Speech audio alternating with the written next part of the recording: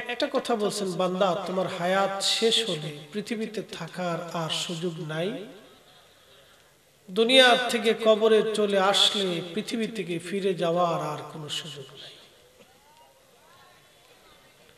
আদম সফিউল্লাহ থেকে অদ্যাবধি পর্যন্ত আজ এই সময় পর্যন্ত কোটি কোটি কোটি কোটি মানুষ পৃথিবী থেকে মাটির সাথে নিশ্চিহ্ন হয়েছে।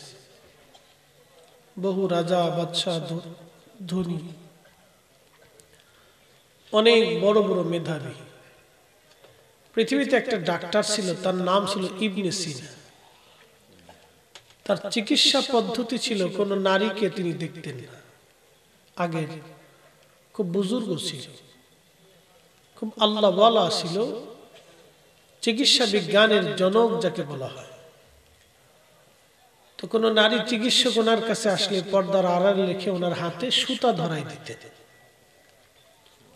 তো মহিলার হাতে আঙ্গুলের সুতা বাঁধত, উনি টেনে টেনে টেনে টেনে রোগ নির্ণয় করতেন। ওনার মতো ডাক্তারও দুনিয়ার থেকে মৃত্যুর কাছে পরাজিত হয়েছে। ওনাদের মতো বিচক্ষণ মেধাবী ডাক্তাররা মৃত্যুর কাছে পরাজিত হয়েছে, আমরাও পরাজিত। ইন্নাল হামদালিল্লাহ,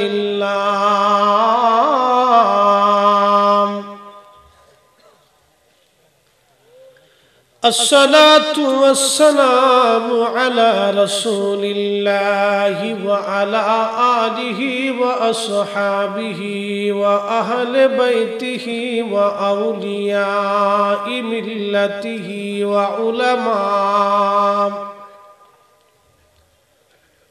وعلماء أهل سنته أجمعين.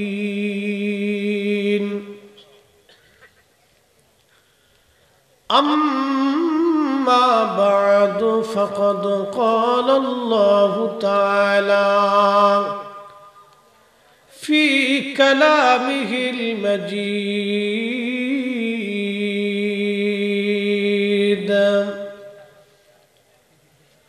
قل إن الموت الذي تفرون منه فإنه ملاقيكم إلى آخر الآية في شان حبيبه.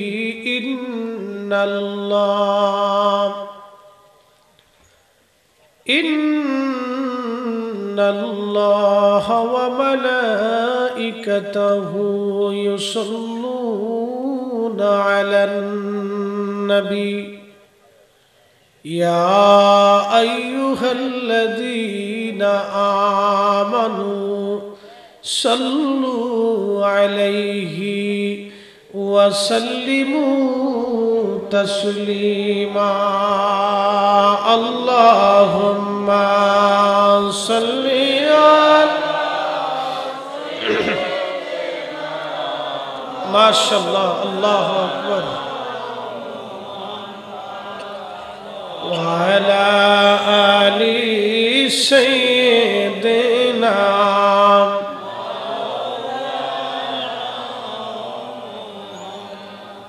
বাড়ি বাড়ি কররে মনে বাড়ি ঘর তোমার না,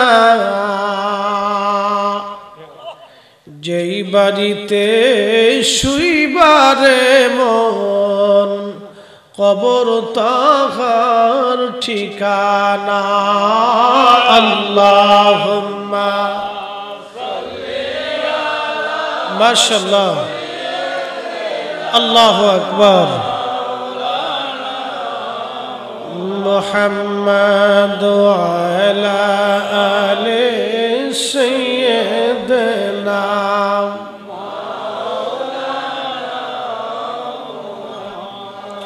তুমি মোদের আশার আলো, তাই তো তোমায় বাসি বলো বলেন তুমি মোদের আশার আলো তাই তো তুমি বাসি বলো হৃদয় নামের ফুলদানিতে হৃদয় নামের ফুলদানিতে গেঁথে রেখেছি প্রেমের মালা ইয়া রাসূলুল্লাহ ইয়া হাবিবাল্লাহ বলেন ইয়া রাসূলুল্লাহ ইয়া হাবিবাল্লাহ ইয়া রাসূলুল্লাহ লা ইলাহা ইল্লাল্লাহ লা ইলাহা ইল্লাল্লাহ লা ইলাহা ইল্লাল্লাহ হাসবি রব্বি জাল্লাল্লাহ মা ফি কলবি আহা নূর মুহাম্মদ বলি নূর মুহাম্মদ সাল্লাল্লাহু লা ইলাহা ইল্লাল্লাহ লা ইলাহা ইল্লাল্লাহ লা ইলাহা ইল্লাল্লাহ। 1 মিনিট কেন জিকির করলাম, কি জন্য জিকির করলাম? প্রিয় নবীজি বললেন, ও আমার উম্মত, তোমরা যেখানে জান্নাতের বাগান পাও ফারতাউ, ওই বাগানের মধ্যে বিচরণ করো, ওই বাগানের মধ্যে তোমরা ঢুকো, ওই বাগানের ভিতরে তোমরা বসো, ওই বাগানের ফল ভক্ষণ করো। সাহাবীরা বলল, মারিয়াদুল জান্নাহ ইয়া রাসূলুল্লাহ, নবী গো, দুনিয়ার মধ্যে জান্নাতের বাগান আবার কি? কোথায় গেলে জান্নাতের বাগান আমরা পাবো? আল্লাহর নবী বলে, সাবিরা রিহিয়া হিলাকুজ জিকির, যেই মজলিসের মধ্যে আল্লাহর জিকির হয়, জিকির হয়, ওই মজলিসটা দুনিয়ার আর সাধারণ জায়গা থাকে না, এই মজলিসটাই হলো জান্নাতের বাগান। আচ্ছা, আপনারা বলেন, মিলাদ শরীফ শুরু করার আগে কোরআন শরীফ থেকে তেলাওয়াত হয় কিনা? কোরআন তেলাওয়াতটা কার জিকির?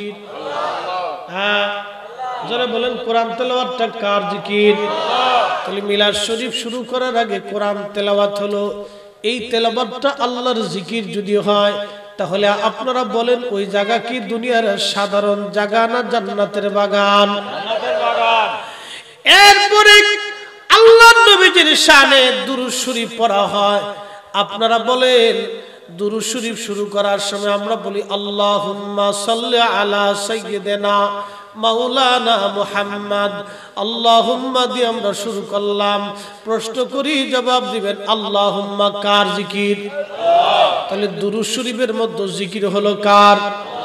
যদিও নবীর দুরূদ কিন্তু সর্বপ্রথম আল্লাহর জিকির দিয়ে শুরু হয়, তাহলে আপনারা বলেন এই দুরূদ শরীফের মধ্যে কোরআন তেলাওয়াতে আল্লাহর জিকির, দুরূদের মধ্যে আল্লাহর জিকির। তো মিলাদ শরীফের ভিতরে আমরা কিছু সময় আল্লাহর জিকির করি, এটাও আল্লাহর জিকির। তার মানে বোঝা গেল প্রত্যেকটা মিলাদ শরীফের মাহফিল দুনিয়ার আর সাধারণ জায়গা থাকে না, এটা জান্নাতের বাগান হয়ে যায়। কথা কোন ঠিক কিনা? যারা আমরার দেশে বেদাত খুঁজে পায়, তার চশমা লাগাইছে কালা, দুনিয়া দেখে কালা, তার চশমা লাল, দুনিয়া লাল, তার চশমা রঙিন, দুনিয়া রঙিন। এই জন্য তার চশমা লাগাইছে বেদাতের চশমা, যেদিকে তাকায় খালি বেদাত। আমরা লাগাইছি নবীর ইশকের চশমা, যেদিকে তাকায় নবীর ভালোবাসা। কথা বলেন ঠিক না বেঠিক?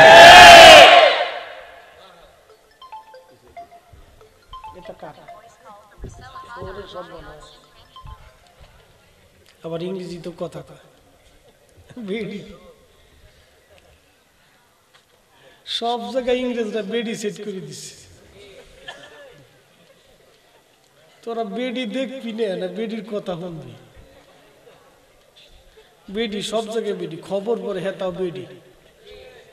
ফোনে কথা বলি বেডিতে কয় সংযোগ দেওয়ার সম্ভব না, কে বেড়া দিতে পারতো না? হ্যাঁ, মানে বেডি একটা ঢুকে দিচ্ছে। যেই ফোন দিক হুজুর, আলেম, ইমাম, বক্তা, বুজুর্গ, ফোন ঢুকেলি বেডিতে কথা কইবে, সংযোগ দেওয়া একটু দেরি হলো, হ্যাঁ বেডি, সব জায়গায় বেডি ঢুকাই দিচ্ছে, যা এবার কদ্দুর ফারিস যুদ্ধ করে দেখ, জ্বালার কোনো শেষ নেই। প্রিয় মুসলমান, হবিগঞ্জবাসী সরাসরি ওয়াজে চলে গেলাম। আল্লাহু আকবার। কোরআনের একটা আয়াত আল্লাহ বাস করে, فمن يعمل مثقال ذرة خيرا يره ومن يعمل مثقال ذرة شرا يره। আল্লাহর কোরআনে কোনো ভুল আছে? আল্লাহ খুব কিপটে। জুমার নামাজ পড়েন না কে? আদুচা করে সবাই পড়ে। বাপরে বাপ, মুসল্লি তো খুব কড়া মুসল্লি দেখতেছি। আচ্ছা, জুমার নামাজ পড়া বালা, যারা বাজারে আছে এটি মনে পড়ে না। সব বাজারে লটপটি চটপটি বাদাম চানাচুর কিনতেছে, সে খুব দুনিয়ার কিনার ব্যস্ততায় করে রয়েছে। আর আমরা যারা মাহফিলে, তারা আখেরাত কেনার জন্য ব্যস্ত। তাদের থেকে আমাদের পার্থক্য আকাশ আর পাতাল। ওরা যারা বাজারের দোকান থেকে আবিজাবি কিনতেছে, ওরা চিন্তা করতেছে আমরা বুকা, কিন্তু আসলে আমরা বুকা না। কোরআন বলতেছে, فمن يعمل مثقال ذرة خيرا يره। অনুপরিমাণ, যেটা খালি চোখে দেখা যায় না, এই পরিমাণ ইবাদত তুমি যদি করো, আমল যদি তুমি করো, আল্লাহ বলেন তাও আমি তোমাকে বেনিফিট দিয়ে দেব। প্রিয় হবিগঞ্জবাসী, মুকাদ্দমার মধ্যে গেলাম না, সরাসরি আলোচনায় চলে গেলাম। জুমার নামাজ পড়ার জন্য আপনারা রওনা দিলেন, গোসল করে পাক সাফ হয়ে রওনা দিলেন। মসজিদে ইমাম সাহেব হুজুরের সামনাসামনি বসলেন, কাছাকাছি গেলেন। শুধু গেলেন না, আদবের সাথে বসলেন। শুধু বসলেন না, খুতবা শুনে নামাজ পড়ে আপনারা আদবের সাথে চলে আসলেন। মোটরসাইকেল চালিয়ে না, রিক্সা ভ্যানে না, পায়ে হেঁটে যাবেন, পায়ে হেঁটে আসবেন। আল্লাহর হাবিব ডাকতে বলতেছেন, উম্মত প্রত্যেক কদমে কদমে আমার আল্লাহ খুশি হয়ে বান্দার আমল নামায় একটা কবুল হজ আর একটা কবুল ওমরা হজের কবুল, একটা কবুল রোজা, অর্থাৎ 1 বছর পর্যন্ত রোজা রাখলে যে সওয়াব হবে, আর 1 বছর পর্যন্ত নামাজ পড়লে যে সওয়াব হবে, প্রত্যেক কদমে কদমে আমার আল্লাহ বান্দার আমল নামায় এই পরিমাণ নেকি লিখে দেবে।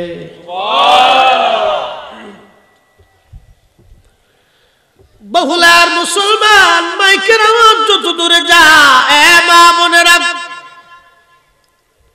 জুমার নামাজ যদি মসজিদের জামাতে পড়েন এই সওয়াব আল্লাহ দিল। মহিলারা প্রশ্ন করতে পারে, হুজুর আমরা তো মসজিদে গেলাম না, কিন্তু জুমার নামাজের এই সওয়াব থেকে কি আমরা বঞ্চিত হলাম না?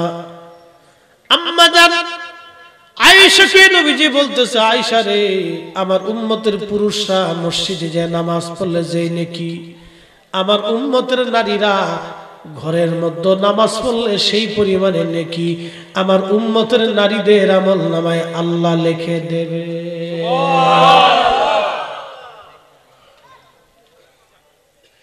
আমাদের দেশে একদল আছে না, হেতারা কয় বেডিরাও মসজিদে যাইবে, মতলব খারাপ। এই কথা আসতে বলেন, জোরে বলেন, মতলব কি? জোরে কোন মতলব? মতলব বালা না। ওমর রেসিন চিনি আপনারা? ওমর রাদিয়াল্লাহু আনহু মুসলমানদের দ্বিতীয় খলিফা। শয়তানে তারে বালা করে চিনি, কারণ হযরত ওমর যে রাস্তা দিয়ে হাইটে যাইত, শয়তান 40 দিন ডরে এই রাস্তা দিয়ে যাইত না, যে ফাইলি একবার পিঠের সামরা পিটাইতে উড়াই ফেলাইবে। হযরত হযরত ওমর রাদিয়াল্লাহু আনহু মসজিদে নববীর ভিতরে নারীরা জামাতে যায় নামাজ পড়ার জন্য। তিনি লক্ষ্য করলেন ফিতনা সৃষ্টি হচ্ছে, যুবকরা দিন দিন লালায়িত হচ্ছে। তখন হযরত ওমর বললেন, না, রাসূল বলেছেন নারীরা ঘরের মধ্যে নামাজ পড়লে পুরুষের সমান সওয়াব পেয়ে যাবে। হযরত ওমর চালু করে দিলেন, আজ থেকে কোন নারী মসজিদে নববীতে আসবে না, সমস্ত নারীদের জন্য মসজিদে আসা নিষিদ্ধ। হযরত ওমর নিষেধ করে দিলেন, ওমরের জমানা থেকে কোন নারীরা মসজিদে নববীতে নামাজ পড়তে যাইতো না। আজকে মসজিদের নারীদেরকে ঢুকাইয়া তাদের সন্ধি ফন্দি বেশি ভালো না। প্রশ্ন রাখবেন, হুজুর নারীরা মার্কেটে গেল অসুবিধা হলো না, নারীরা বাপের বাড়ি গেল অসুবিধা হলো না, নারীরা ওই মাহফিলে আসলো তাতে অসুবিধা হলো না, কিন্তু নারীরা মসজিদে গেলে অসুবিধা কোথায়? প্রশ্ন আসতে পারে, জবাব দিয়ে যাই।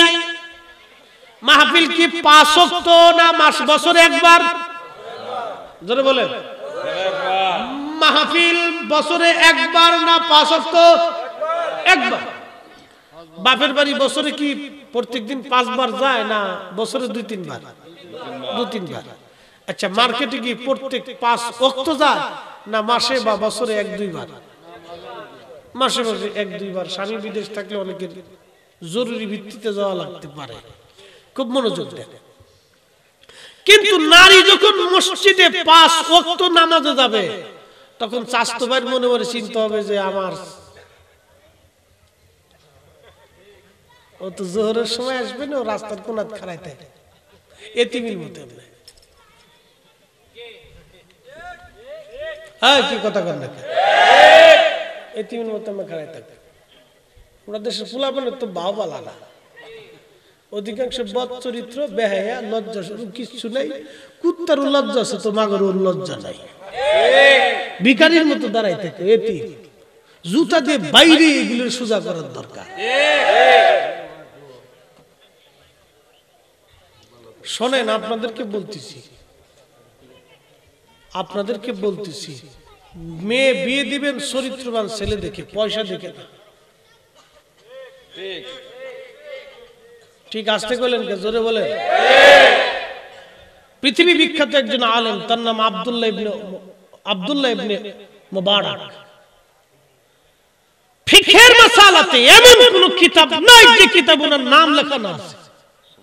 এত বড় আলেম। ওনার বাবা ছিল কৃতদাস, তুরস্কের এক ধনী ব্যক্তির কৃতদাস ছিল। তো বাগান পাহারা দিতে দিছে।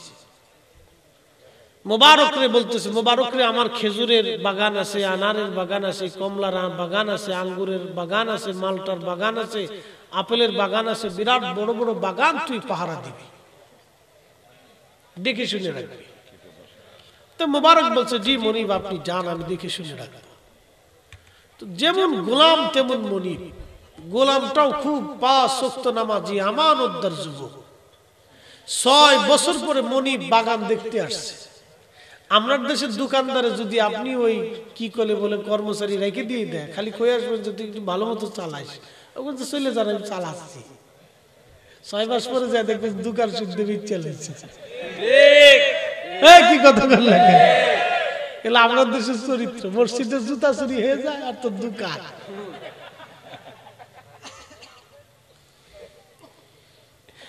হযরত আব্দুল্লাহ ইবনে মুবারক, তার বাবা মুবারক রাহমাতুল্লাহ আলাইহি 6 বছর পরে মনিব গেছে বাগান দেখার জন্য।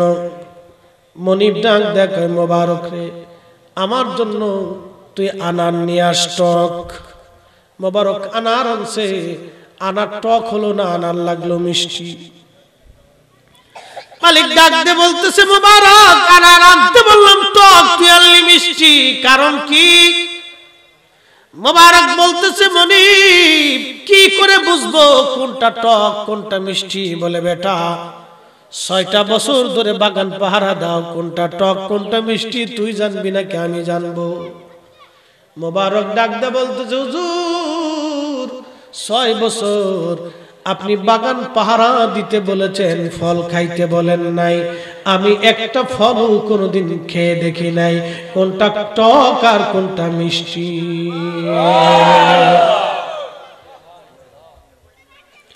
তেলের গাড়ি তেলে চলে,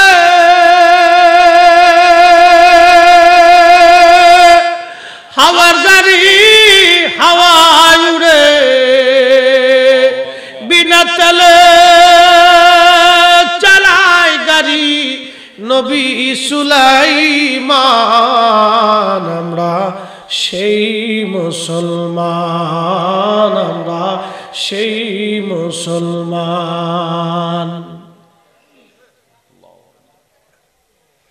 মনিব বলতেছে, বলিস কি 6টা বছর একটা আনার খেয়ে দেখিস নি ফল? বলে আপনি তো বলছেন পাহারা দিতে, আমি পাহারা দিছি, একটা ফলও খাইছি।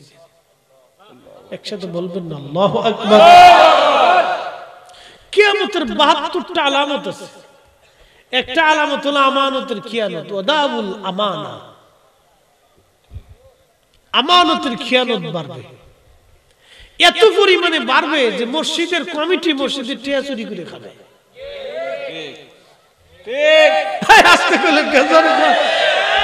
আপনাদের হবিগঞ্জে আছে কিনা জানি না, আমার মসজিদই হয়েছে,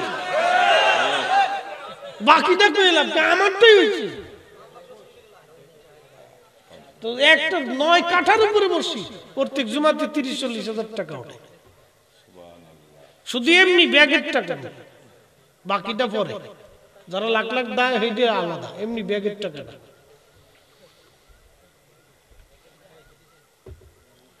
প্রিয় মুসলমান, খুব মনোযোগ দিয়ে শুনিয়া যান।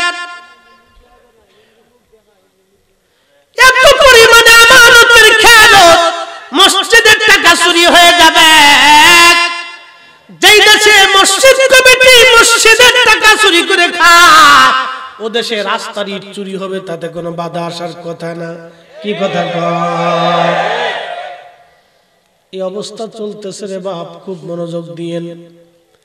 রাষ্ট্রের সম্পদ, দেশের সম্পদ, এটা দেশের সম্পদ, প্রত্যেকটা জনগণের সম্পদ, ঠিক কিনা? দেশের সম্পদটা আমাদের প্রত্যেক 18 কোটি জনগণের ভাগের ভিতরে আছে। কোন ব্যক্তি যদি রাষ্ট্রের সম্পদ অন্যায়ভাবে নিয়ে নেয়, অবৈধভাবে নিজের মনে করে সম্পদ নিয়ে চলে যায়, তার শাস্তিটা কেমন হবে শুনে যান আজ। কেউ যদি মসজিদের টাকা চুরি করে খায়, বাজান এটা আল্লাহর ঘরের টাকা, এখানে আল্লাহর ঘরের জন্য এলাকার হাজার হাজার মানুষ এই টাকা দান করে। ওখানে শুধু মসজিদের না, ওই হাজার হাজার মানুষের হক। কঠিন মেহশরের মাঠ কায়েম হয়ে যাবে। কোরআন বলতেছে মালিকি ইয়াউমিদ্দিন, বিচার দিনের মালিক আমি আল্লাহ, বিচার দিনের মালিক আমি আল্লাহ। ও বান্দা, কিয়ামতের মাঠে আল্লাহর আদালতে দাঁড়াবে। নবীজি বলতেছেন, সাহাবীরা তোমরা কি জানো কিয়ামতের মাঠে সবচাইতে গরিব কে হবে আর ধনী ব্যক্তি কে হবে? সাহাবীরা জানোনি? সাহাবীরা জবাব দিল, ইয়া রাসূলুল্লাহ, আল্লাহু ওয়া রাসূলুহু আলাম, আল্লাহ এবং তার নবী ভালো জানে। আল্লাহ জানে, নবী জানে, আল্লাহ জানে, নবী জানে, আল্লাহ জানে, নবী জানে। একবার জোরে বলা যাবে কি আল্লাহু আকবার? আল্লাহ জানে, নবী জানে রে, আল্লাহ জানে, নবী জানে। কথা বলার পরে সাহাবীদেরকে নবী বললেন, সাহাবীরা কিয়ামতের মাঠে গরিব হবে ওই ব্যক্তি ভুরি ভুরি আমল নিয়ে গেছে। এদের ভিতরে কিছু আজি সাধু আছে, বিরাট বড় আজি, মক্কায় প্রত্যেক মাসে মাসে বছরে বছরে 2-3 বার যায়। আমি একবার গেলাম, আমার পাশে জমেছিল এক হাজি, বললাম কাকা কতবার? বলে 8 বার। আমি বললাম মরার পরে, মরার আগে কি চিন্তা আছে নাকি আগামী বছর আবার চিন্তা আছে? এলাম আসতে থাকেন কাকা, কি জন্য আসেন? বলে বাবারে আল্লাহ পাওয়ার জন্য। বললাম বাজান গো, 8 বারে আপনি খরচা করছেন 20 থেকে 30 লাখ টাকা কাকিরে নিয়ে? বলে হ্যাঁ। আমি বললাম বাজান, 8-10 বার আপনি 20 থেকে 30 লাখ টাকা খরচা করলেন আল্লাহ পাওয়ার জন্য, বাড়ির পাশে কি গরিব মানুষ নাই? এলাকায় কি দরিদ্র মানুষ নাই যারা টাকার অভাবে ওষুধ কিনতে পারে না রে বাবা? টাকার অভাবে ঘরে খাইতে পারে না। রমজান মাস আসলে কত মা মুড়ি সাবায়া সাবাই ইফতার করে, একটা পচা খেজুর দিয়ে কত বাবা ইফতার করে, একটা সামান্য ডাল আর আলু ভর্তা দিয়ে সেহরি খায়। এরকম আমার দেশে হাজার হাজার মানুষ আছে।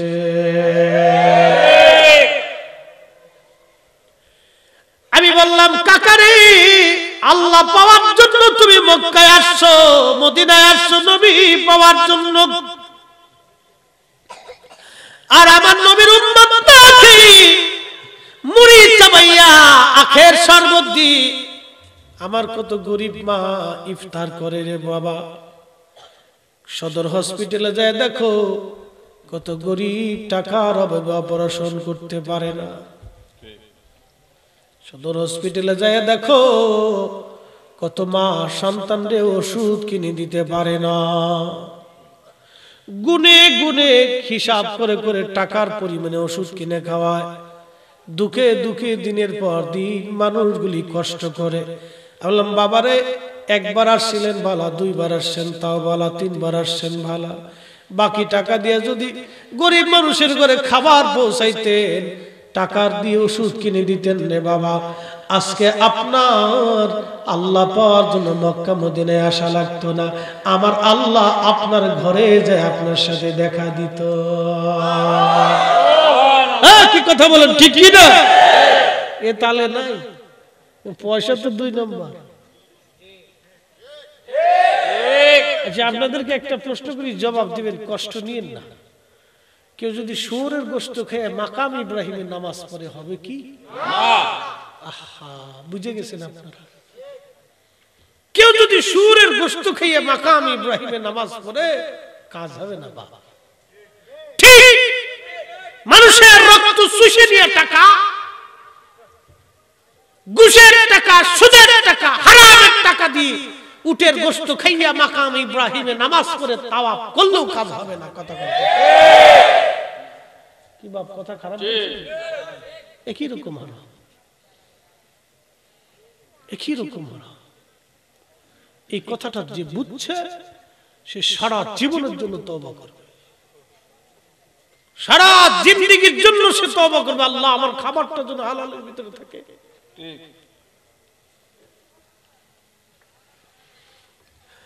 হবিগঞ্জবাসী, বহুলার মুসলমান মা বোনেরা গো, বহু দূর মাইকের আওয়াজ যায়। ও মা বোনেরা, কথাগুলি শুনে যাবেন, দামি দামি কথা। কিয়ামতের মাঠে আল্লাহ পাক বলতেছেন, নবী বলতেছেন, সাহাবীরা রে, আল্লাহর বান্দা এরকম নেকি নিয়ে কিয়ামতের ময়দানে উঠে গেল, কিন্তু 18 কোটি মানুষ তার বিরুদ্ধে মামলা করবে। 18 কোটি মানুষ মামলা করবে। আমার দেশে এমন পর্যায়ে গেছে, কিছু হসপিটাল, সব না, আবার কিছু হসপিটাল আছে ভালো। আমি আবদিন মেডিকেল কলেজ হসপিটালে আমার ওয়াইফকে ভর্তি করালাম, তো তাদের এক কর্মচারীকে আমি বকশিশ দিতে গেলাম যে আপনি রাখেন। আমি খুশি হয়ে দিছি, বলেছেন না হুজুর, আমাদের হসপিটাল থেকে একটা নেওয়া নিষেধ, আমরা নিতে পারবো না। তাহলে আমি খুশি মনে দিছি, আপনি আপনার কাজ দেখে আমার খুব পছন্দ হয়েছে, আপনি যে সেবা যত্ন করছেন আমার কাছে পছন্দ হয়েছে, কিন্তু খুশি। বলেছেন না, আমাদের নিষেধ আছে, আমরা বেতন পাই, এটা যথেষ্ট, আমরা নিতে পারবো না। আমার কাছে এটা ভালো লাগছে। আবার কিছু হসপিটাল আছে, কিছু দুষ্ট আছে, টাকা দেন, সিটের ব্যবস্থা করে দিচ্ছি। কি কথা আছে না? মানুষের মৃত্যুর সাথে বেইমানি। অসুস্থ রোগী বাঁচতেছে না, কিছু টাকা ছাড়েন, আমি ব্যবস্থা করে দিচ্ছি। ওরে শয়তান, ও ডাকাতের চাইতে নিকৃষ্ট। ডাকাতের কাছে কিছু নিয়ে যাই তো কিছু দিয়ে যাই। আমার জীবনে একবার ধরছিল, এরপর আর ধরছে না। তো ছাত্র বয়সে ধরছিল, আমার কাছে আছে। আমি ভাই, আমি ছাত্র মানুষ, মাদ্রাসায় পড়ি, আপনার লোক খয়রাতি, টাকা কই পাবো? তো 600 টাকা ছিল, পকেট টকেট দিয়ে গোছা গোছাই লয়ে গেছে। আমাকে বাইরে, আমি তো টাকা দিয়ে মাদ্রাসায় যে চাল ডাল ভাত টাত কি দেখাবো, তোরা সব নিয়ে গেল। তো বুঝলাম ওরা খুব শেষরা চোর আর কি। আমার গরিব মানুষ ওই সময় মাদ্রাসায় পড়ি না, তখন আলিমে পড়ি। আজকের কথা না, বহুদিন আগের কথা। তোরা এইভাবে লয়ে গেলি কেন?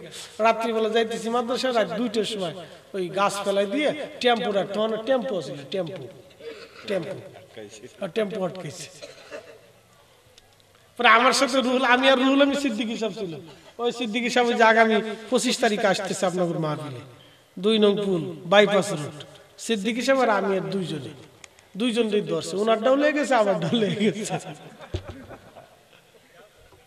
দুইজনে একটা পুঁতে ছিল। খালি রেখে বিরাট খয়রাত হচ্ছে। ওরা বলল যে মাদ্রাসা পরিত্রা দিয়ে যা, দিছে না। এখন কমে গেছে, এখন আর অত চুরি ডাকাতি নাই, কমছে, আগের মতো নাই। এখন প্রশাসনিক দিক থেকে একটু কঠোরতা আছে আর কি। এরা খুব জায়গায় জায়গায় 2-1টা দড়ি ফিরে পুড়ে আবার মাঝখানে আবার ফুটুস টুটুস মেরে দিছে। তো যারা লিডার ফিডার ছিল পুটুস মেরে দিছে, শেষ। দরকার আছে একসাথে জোরে বলেন তো আল্লাহু আকবার। কিয়ামতের মাঠে আল্লাহর নবী রাসূল করিম সাল্লাল্লাহু আলাইহি সাল্লাম বলতেছে, সাহাবীরা রে, 18 কোটি মানুষ তার বিরুদ্ধে মামলা করবে। ফেরেশতারা এসে বলবে, ইয়া রাব্বুল আলামিন, এত পরিমাণে পাওনাদার আর শেষ হয় না গো আল্লাহ, কিন্তু পাওনাদার কিভাবে মিটাবো? আমার আল্লাহ ডাক দিবে, বান্দার নেক আমলগুলি পাওনাদারদের আমলে চাপায় দাও। বান্দার নেক আমল যে চুরি করছিল, অন্যায়ভাবে রাষ্ট্রীয় সম্পদ চুরি করে খাইছিল, তার নেক আমলগুলি 18 কোটি মানুষের আমলনামায় চাপায় দিয়ে দেওয়া হবে বেনিফিট। একসাথে বলা যাবে আল্লাহু আকবার। আল্লাহর বিচারে কোনো ফাঁক ফোকরতা আছে? এই গরুর বিরুদ্ধে মামলা করে, বাকিটা পরে করতেছে, এবার গরুর মামলায় যাই, গরুতে যাই মামলা করবে। বলে কোন গরু? আপনাদের বহুলা উত্তর পাড়ার গরু দক্ষিণ পাড়ার গরুর গুতাইছে, লাগে না এরকম মাঝে মধ্যে? একটা ছুটে গেলে আর একটা গুতায়। দক্ষিণ পাড়ার গরু রে উত্তর পাড়ার গরু গুতাইছে। কিয়ামতের মাঠে উত্তর পাড়ার গরু বলবে, রব্বুল আলামিন, দক্ষিণ পাড়ার গরু আমারে গুতাইছিল। আল্লাহ ডাক দিবে, রে তুই কি গুতাইছিলি? বলে, হ্যাঁ আল্লাহ আমি গুতাইছিলাম। আল্লাহ বলবে, তোর যেইভাবে গুতা মারছিল তুমি সেইভাবে গুতা মেরে দাও। ওই সময় গুতা মারার পরে আল্লাহ 2 গরুকে মাটি বানাই দিবে সাথে সাথে। এই দৃশ্য দেখার পরে কাফির, বেঈমান, মুনাফিক যারা জাহান্নামের সার্টিফিকেট পাইছে, ওরা হাতের মধ্যে কামড়ায় বলবে, আরাম, কেন মানুষ হইলাম, কেন মানুষ হইছিলাম? আমরা যদি গরু ছাগল হইতাম তাহলে আজকে আমরা মাটি হয়ে যাইতে পারতাম। কেন মানুষ হইলাম? মানুষ হইয়া ভবেতে আসিয়া মানুষের করিলাম কি? আমি নবী না মানিলাম, কি যে ভুল করিলাম। আমি নবী না মানিলাম, কি যে ভুল করিলাম। ভস্মে ঢালিলাম ঘি, মানুষ হইয়া ভবেতে আসিয়া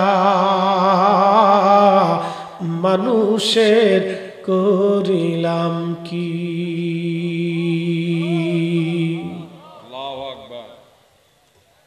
সেই দিন তারা আফসোস করে করে হাতগুলি কামড়াইয়া টেনে টেনে ছিঁড়ে ফেলবে, গোশতগুলি টেনে টেনে ছিঁড়ে ফেলবে আর বলবে, ইয়া রাব, আমরা কেন মানুষ হইলাম, কেন মানুষ হইলাম? আমরা যদি গরু ছাগল হইতাম আজকে মাটি হয়ে যাইতাম। তারা আফসোস করতে থাকবে পাপিষ্ঠরা।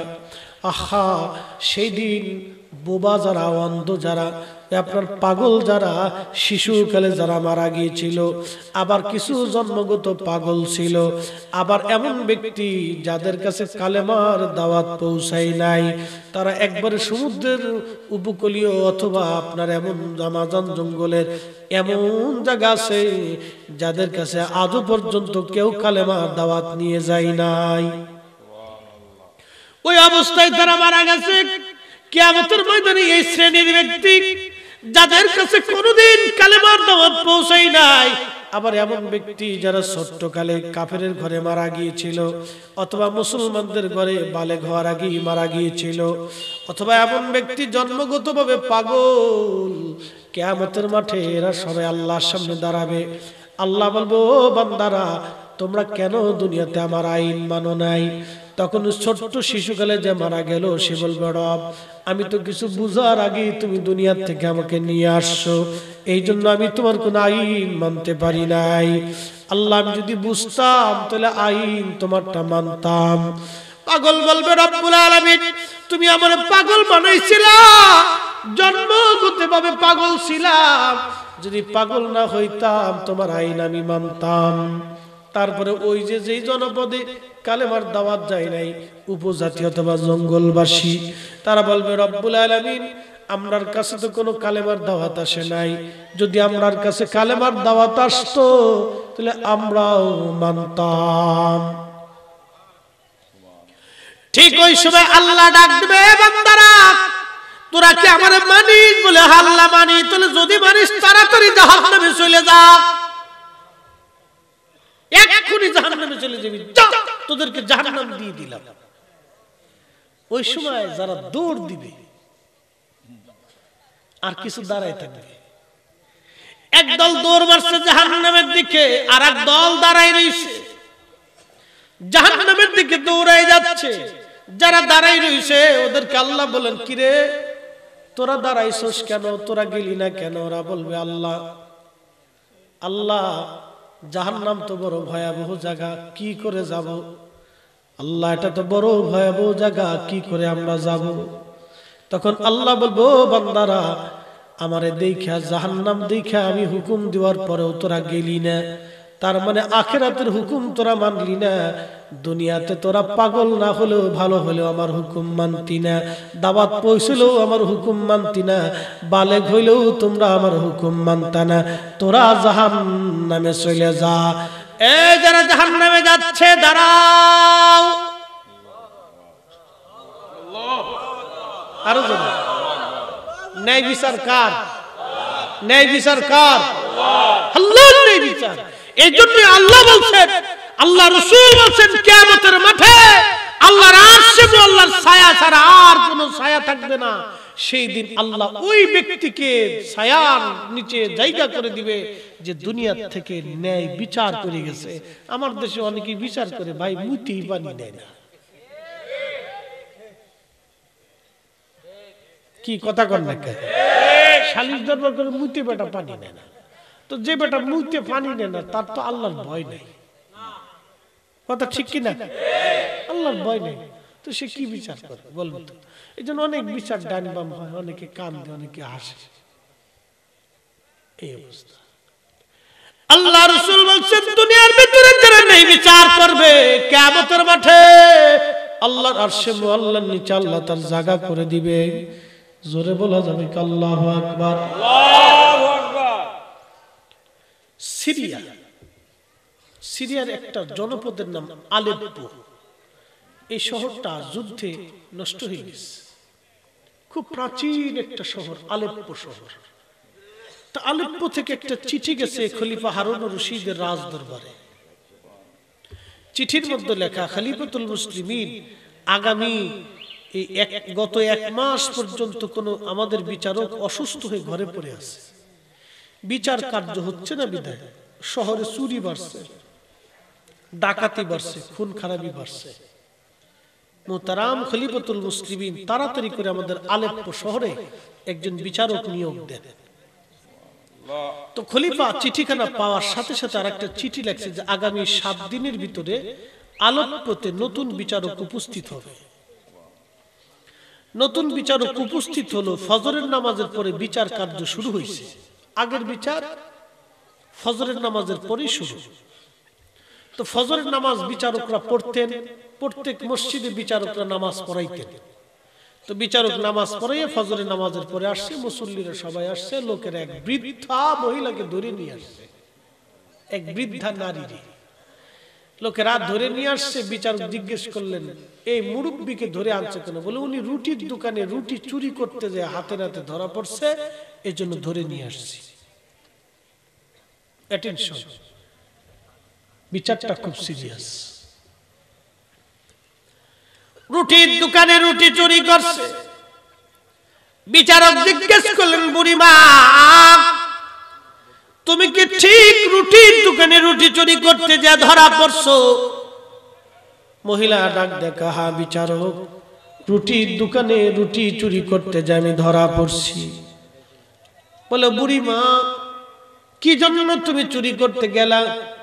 বুড়িমা বলতেছে বিচারক আমি চোর, আজকে 7 দিন হলো আমার ঘরের মধ্যে কোনো খাবার নাই, আমার ঘরের মধ্যে 2টা এতিম নাতি বাচ্চা আছে, তাদের মাও নাই বাবাও নাই, আমি নিজে পালি, তারাও না খাওয়া, আমি নিজেও না খাওয়া।